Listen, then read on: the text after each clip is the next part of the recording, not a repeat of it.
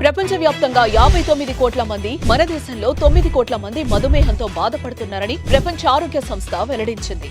ప్రతి 7గురిలో ఒకరు డయాబెటిస్ తో బాధపడుతున్నారు. భవిష్యత్తులో ప్రతి 7గురిలో 4 అయ్యే అంచనా. డయాబెటిస్ మీద పూర్తి అవగాహన అందించి డయాబెటిస్ నుంచి తెలుగు ప్రజలను కాపాడే ప్రయత్నం చేస్తోంది సుమన్ టీవీ. మీ మోకాళ్ళ నొప్పులకు ఎటువంటి సర్జరీ లేకుండా ఎపియాన్ పెయిన్ క్లినిక్ అందిస్తున్న అత్యాధునిక చికిత్స. ఆల్కహాల్ అండ్ డయాబెటీస్ అనేది ఒక డ్రెడ్ఫుల్ కాంబినేషన్ అండి.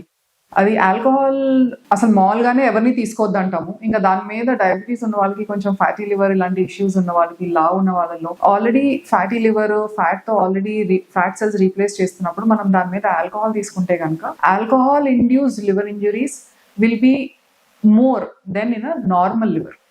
సో ఖచ్చితంగా ఎట్టి పరిస్థితుల్లోనూ ఆల్కహాల్ మాత్రం తీసుకుంటానికి వీల్లేదు. షుగర్ ఉన్న వాళ్ళలో కానీ, లావ్ ఉన్న వాళ్ళలో కానీ ఎట్టి పరిస్థితుల్లోనూ ఆల్కహాల్ అనేది తీసుకోకూడదు. ఒకవేళ తీసుకుంటున్నా సరే బింజ్ ఆల్కహాల్ అనేది అసలు ఎట్టి పరిస్థితుల్లోనూ ఒప్పుకోమండి. ఎప్పుడైనా ఒకసారి ఒక 30 ml 60 ml ఆఫ్ ఆల్కహాల్ ఒప్పుకుంటాం, కానీ రోజు తాగుతాము, మాకు ఇష్టం వచ్చినంత తాగుతాము అంటే కనుక దానికి సంబంధించిన కాంప్లికేషన్స్ అనేది డబుల్ అయిపోతూ ఉంటాయి ఇలాంటి వాళ్ళు. షుగర్ ఉన్న వాళ్ళలో మనకి కొన్ని ఏళ్ళు అయిన తర్వాత అది గుండె మీద ఖచ్చితంగా కొంచెం అసలంటూ లోడ్ పడుతూ ఉంటుందండి. బీపీ పేషెంట్స్ కానీ, షుగర్ పేషెంట్స్ కానీ దీని మీద మనం స్మోకింగ్ చేస్తే కనుక smoking is the biggest risk factors for any heart strokes or brain strokes. So ఇదేంటంటే మనకి ఎథెరోస్క్లెరోటిక్ ప్లాక్స్ అంటే రక్తనాళాల్లో కొంచెం క్లాట్స్ ఫామ్ అవుతాం. ఇవన్నీ the biggest risk factor is smoking. So smoking, diabetes or smoking in normal patients over a long run cardiac complications అంటే lungs తో పాటు గుండె మీద కూడా చాలా లోడ్ పడుతుంది అన్నమాట. సో స్మోకింగ్ అనేది ఎట్టి పరిస్థితుల్లోనూ ఏం చేసినా డయాబెటీస్ పేషెంట్స్లో ఒప్పుకోము. రెగ్యులర్ టెస్టింగ్ చేసుకుంటూ ఉండాలి. కంపల్సరీ మనకు షుగర్ ఉందా లేదా, ఒకవేళ షుగర్ వస్తే అది కంట్రోల్లో ఉందా లేదా అనేది రెగ్యులర్గా టెస్టులు చేసుకుని మన ఫిజిషియన్కి చూపించుకుంటూ ఉండాలి. మనం తినే ఆహారంలో మనం ఎంత పీచు పదార్థం తింటున్నాము, ఎంత ప్రోటీన్ తింటున్నాము, ఎంత కార్బోహైడ్రేట్ తక్కువ తింటున్నాము అనేది ఇంపార్టెంట్. ఎలాంటి ఎక్సర్సైజ్ చేస్తున్నాము, ఎంతసేపు చేస్తున్నాము, ఎన్ని రోజులు చేస్తున్నాము, కాంప్లికేషన్స్ ఏమైనా డెవలప్ అవుతున్నాయా లేదా అనేది చూసుకుంటూ ఉంటాం. ఒకవేళ ఏమైనా కాంప్లికేషన్స్ డెవలప్ అయితే కనుక అది ప్రోగ్రెస్ అవ్వకుండా షుగర్ని కంట్రోల్లో పెట్టుకుంటాం. సెల్ఫ్ మెడికేషన్ ఎట్టి పరిస్థితుల్లోనూ లేకుండా మనకు ఒకవేళ షుగర్ ఏమైనా అప్ అండ్ డౌన్ అయితే కనుక వెంటనే డాక్టర్కి చూపించుకుని దానికి మెడిసిన్స్ మార్చుకుంటాము. ఇలాంటివన్నీ ఫాలో అవుతూ ఉంటే కనుక మనం షుగర్ కాంప్లికేషన్స్ డెవలప్ అవ్వకుండా, ఒకవేళ కాంప్లికేషన్స్ డెవలప్ అయినా సరే అవి ప్రోగ్రెస్ అవ్వకుండా ఆపగలుగుతాం. ఆ బరువు ఉన్న ప్రతి ఒక్కళ్ళకి షుగర్ వస్తుంది అనేది ఏముండదండి. కానీ బరువు ఉన్న వాళ్ళలో షుగర్ వచ్చే అవకాశాలు ఎక్కువ ఉంటాయి.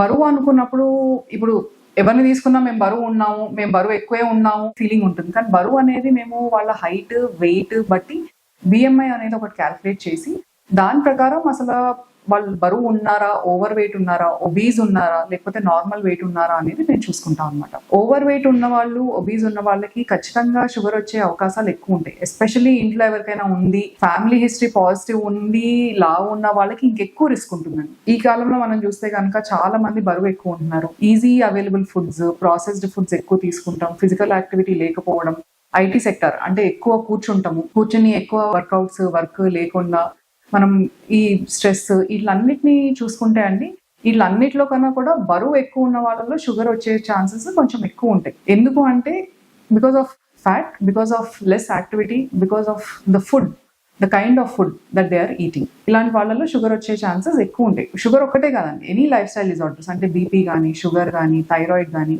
ఏదైనా సరే higher risk in obese people అంటే లావుగా ఉన్న వాళ్ళలో రిస్క్ ఎక్కువ ఉంటుంది అనమాట. ఇలాంటి వాళ్ళలో మేము చెప్పేది ఏంటి అంటే మిగతా రిస్క్ ఫ్యాక్టర్స్ ఏ అయినా మన చేతిలో ఉంటాయో ఉండవో, కానీ బరువు తగ్గుతాం అనేది మన చేతిలో ఉంటుంది కాబట్టి కనీసం ఆ రిస్క్ ఫ్యాక్టర్ అన్నా మనం తగ్గించుకుంటాం. అంటే cutting down the risk factor by losing weight. 2 things, మనం ఎంత తింటున్నాము, ఎంత ఖర్చు పెడుతున్నాము. మనం క్యాల్కులేటెడ్గా కనుక కరెక్ట్గా చూసుకుంటే కనుక బరువు తగ్గుతానికి హెల్ప్ అవుతుంది. ఎంత బరువు తగ్గుతున్నామో దాన్ని బట్టి మనకి షుగర్ వచ్చే ఛాన్సెస్ కూడా తగ్గుతూ ఉంటాయి. చిన్నపిల్లల్లో కూడా చాలా చూస్తున్నామండి. ఎక్కడైనా సరే ఒబేసిటీ అనేది చాలా ఎక్కువ అయిపోతుంది. చిన్నపిల్లల్లో కూడా ఒబేసిటీ ఎక్కువ అయిపోతుంది. ఎందుకు అంటే ఒకటేనండి, ప్రాసెస్డ్ ఫుడ్ మనకి ఈజీగా దొరుకుతాయి. ఇప్పుడు పిల్లలు ఏమైనా మనం మంచి పని చేశారు, మనం కూడా ఏమంటాం, చాక్లెట్ ఇప్పిస్తాము, బిస్కెట్ ఇప్పిస్తాం. వీళ్ళన్నిటి ఏంటంటే high glycemic index processed foods అండి. Easy available foods. సూపర్ మార్కెట్కి వెళ్తారు, ఒక చిప్స్ ప్యాకెట్ తీసుకుంటారు, దీంట్లో ఉన్న ప్రాసెస్డ్ కెమికల్స్ కానీ ఏదన్నా కానీ the glycemic index of the foods that kids are choosing is on the higher side. ఈ హయ్యర్ గ్లైసెమిక్ ఇండెక్స్ ఉన్నప్పుడు పిల్లలు వాటిని బయటకెళ్ళి ఒకప్పుడు ఆడుకునేంత ఇప్పుడు ఎవరు ఆడుతున్నారండి? ఎవరు ఆడట్లేదు. అందుకనే మనకి ఏంటంటే ఈ బయటకు వెళ్లకుండా ఆడకపోవడం, హై ప్రాసెస్డ్ ఫుడ్, టీవీల ముందు కూర్చుంటాం, స్క్రీన్స్ వాడతాము, పిల్లలకి ఇచ్చే కైండ్ ఆఫ్ ఫుడ్ మారిపోయింది, ప్రాసెస్డ్ ఫుడ్స్ ఎక్కువైనాయి, వాళ్ళు చేసే ఫిజికల్ యాక్టివిటీ తక్కువ అయిపోయింది. సో వీళ్ళన్నింటినీ కంపేర్ చేస్తే ఒబేసిటీ చిన్నప్పుడే స్టార్ట్ అవుతుందండి. చిన్నప్పుడు స్టార్ట్ అయినప్పుడు ఏమవుతుంది అంటే రిస్క్ కూడా చిన్నప్పటి నుంచే మొదలవుతుంది. సో ఇవన్నీ లేకుండా ఉండటానికి ఇంట్లో చేసిన ఫుడ్, కూరగాయలు, ఫ్రూట్స్ ఇవన్నీ ఎక్కువ పెట్టి ఫిజికల్ యాక్టివిటీ పిల్లల్లో పెంచితే కనుక మనం అట్లీస్ట్ ఈ రిస్క్ ఫ్యాక్టర్స్ అనేవి తగ్గించుకుంటూ వెళ్ళొచ్చు చిన్నప్పటి నుంచి. డయాబెటీస్ అనేది ఒకప్పుడు ఎక్కడైనా ఇద్దరికి డయాబెటీస్ రావడం, లేకపోతే మనము ఎక్కడైనా ఒకళ్ళు మందులు వాడుతున్నారు అనేది చాలా ఒకప్పుడు అండి. కానీ ఇప్పుడు ఇంట్లో కనీసం ఒకళ్ళు లేకపోతే ఇద్దరికైనా షుగర్ ఉంటుంది. చాలా మందిలో అయితే అందరికీ ఉంటుంది. అది ఏజ్ గ్రూప్ తో సంబంధం లేకుండా. అది ఇక్కడ ఒక్కటి కాదండి, మొత్తం ప్రపంచం అంతా because of the life style, అంటే మనం తినే ఆహారం కానీ చేసే ఎక్సర్సైజ్ మూలంగా డయాబెటీస్ అనేది పెరిగిపోతుంది. పాపులేషన్ లో డయాబెటిక్ పాపులేషన్ అనేది చాలా ఎక్కువ అయిపోతుంది. ఇంకోటి ఏంటంటే అండి, డయాబెటీస్ వచ్చే సూచనలు ఉండేవాళ్ళు, అసలు మాకు డయాబెటీస్ ఉంది అని తెలియని వాళ్ళు ఇంకా ఎక్కువ ఉంటున్నారు అనమాట. ఇంకోటి ఏంటంటే అండి, డయాబెటీస్ వచ్చింది కానీ మాకు మందులు వాడటం ఇష్టం లేదు, మేము లైఫ్ స్టైల్ మీద కంట్రోల్ చేస్తాము అనే వాళ్ళు చాలా ఎక్కువ మంది. కానీ వీళ్ళలో ప్రాబ్లం ఎక్కడ వస్తుంది అంటే డయాబెటీస్ కంట్రోల్లో ఉంది అనే అపోహలోనే వాళ్ళకి చాలా ఇయర్స్ అయిపోతుంది. సో వాళ్ళు ఏమవుతారంటే మా దగ్గరికి డైరెక్ట్ గా డయాబెటీస్ కాంప్లికేషన్స్ తో వస్తున్నారు. సో ఈ కాంప్లికేషన్స్ డెవలప్ అయిపోయిన తర్వాత మనం ఆ కాంప్లికేషన్స్ మనం ఏమీ చేయలేమండి. సో అందుకనే మా కంట్రోల్లో ఉంది లేదా అసలు మాకు డయాబెటీసే లేదు అనే వాళ్ళలో కంపల్సరీ రొటీన్ గా చెకప్స్ చేసుకుంటాం. అసలు మనకు షుగర్ ఉందా లేదా, ఒకవేళ షుగర్ ఉంది అంటే కనుక మనం వాడే మందులు సరిపోతున్నాయా లేకపోతే సరిపోవట్లేదా, మనకి ఏమైనా కాంప్లికేషన్స్ అవకాశాలు ఉన్నాయా, ఇవన్నీ కంపల్సరీ చూసుకుంటూ ఉండాలి. మనకి లైఫ్ స్టైల్ చేంజ్ చేస్తూ ఒకసారి షుగర్ వచ్చిన తర్వాత మనం పెట్టే మందులు 50% అండి, ఇంకో 50% మనం తినే ఆహారం, మనం చేసే డైట్, ఈ రెండు చాలా ఇంపార్టెంట్ మనకి షుగర్ కంట్రోల్లో పెట్టుకోవడానికి. సో ఈ 50% డైట్, లైఫ్ స్టైల్ చేంజెస్ ఏం చెప్తాము అంటే కనుక లో గ్లైసెమిక్ ఇండెక్స్ ఫుడ్స్ ఒకటి, పీచు పదార్థం ఉండే ఫుడ్స్ ఎక్కువ, ప్రోటీన్ ఫుడ్. సో మనం తినే ప్లేట్లో ప్రోటీన్ ఫుడ్, ఫైబర్ ఎక్కువ, కార్బోహైడ్రేట్ అనేది తక్కువ ఉంటే కనుక that will be helpful to control diabetes. రెండోది ఎక్సర్సైజ్.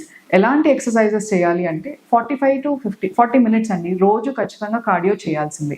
మనం స్ట్రెంత్ ట్రైనింగ్ చేస్తున్నామా ఇంకోట అనేది అది మీ ఇష్టం. కానీ షుగర్ అనేది రాకుండా ఉండటానికి, ఒకసారి వచ్చిన తర్వాత కంట్రోల్లో ఉండటానికి కార్డియో అంటే బ్రిస్క్ వాక్ కానీ, రన్నింగ్ కానీ, జాగింగ్ కానీ, సైక్లింగ్ కానీ, స్విమ్మింగ్, జూంబా, ఎరోబిక్స్ ఏదన్నా కానీ ఒక కార్డియో యాక్టివిటీ కంపల్సరీ ఒక 40 మినిట్స్ వారానికి 5 రోజులు చేయడం అనేది మనకు షుగర్ కంట్రోల్లో పెట్టుకోవడానికి చాలా హెల్ప్ఫుల్ అండ్ చాలా ఈజీగా ఉంటుంది అనమాట.